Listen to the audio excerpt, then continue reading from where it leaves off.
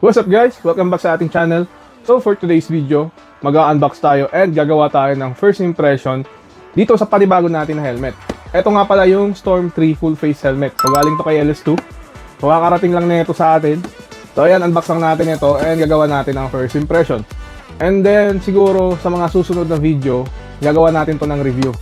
Okay guys, so ayan, simulan na natin.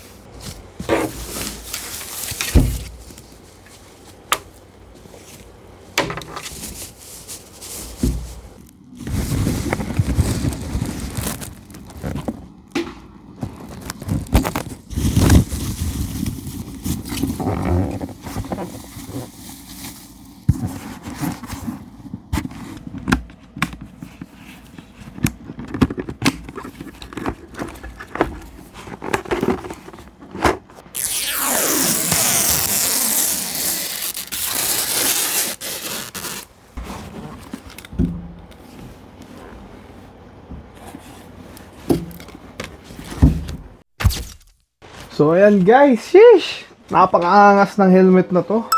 So ito pala guys yung special edition na variant nitong Storm 3. Wow. Tapos yung niya guys, yung liner niya sa loob maganda rin, no? So ang tawag dito guys, yung hypoallergenic na liner.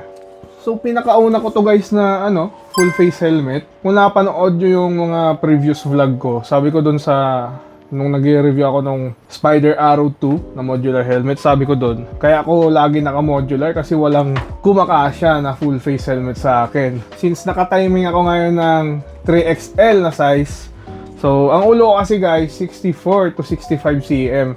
So naka-timing ako 3XL, etong size na itong Storm 3. So yung 3XL ay pang 65 to 66. So kasya talaga to sa atin guys.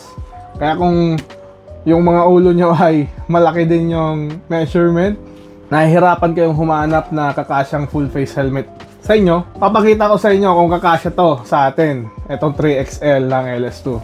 Pogi talaga guys. So ayan guys, i-fit check natin. So ayan, fit check na natin siya guys. Shoutout pala kay Pantera Moto. Kasi doon natin to nakuha, itong helmet na to. In-accommodate yung request natin na lagyan ng 3XL na option doon sa Shopee. So kaya tayo nakakuha ng 3XL na ito. So thank you Pantera Moto. So ayan guys, fit check na natin.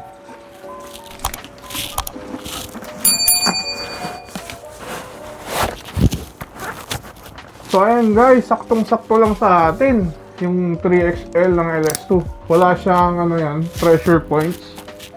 Like dito sa noo, may pa rin, comfortable pa rin itong dito sa noo. So may tenga, wala akong nararamdaman as of now.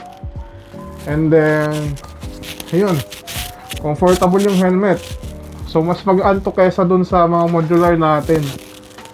So ang weight nito is around 1,600 grams, so mga 1.6 kilograms.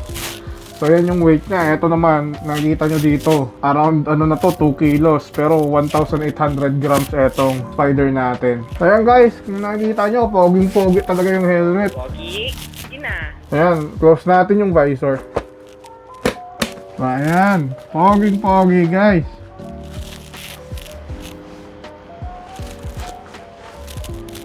So ayan guys, gagawa natin ito ng full review sa next video natin. So abangan nyo lang yun guys.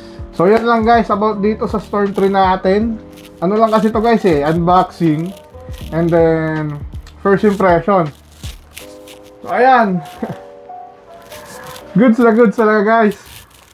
Satisfied ako dito sa helmet na to. Ito ang pinakauna natin na full face helmet talaga. Kasi wala akong nahanap na mga full face helmet sa mga local brands like SEC, Geely, Evo, Spider. Wala talagang mahanap. So, ito lang yung kumakasya sa akin na full face helmet. So, kung interested pala kayo guys kumuha ng ganitong helmet or kung anong helmet naman na gusto nyo, lalagay ko sa description yung link na itong helmet na to and yung shop ng Pantera Moto sa Shopee. So, yan lang naman guys for today's video. Salamat sa panonood and abangan nyo yung review natin dito sa helmet na to. So, ayun guys, see you sa next video.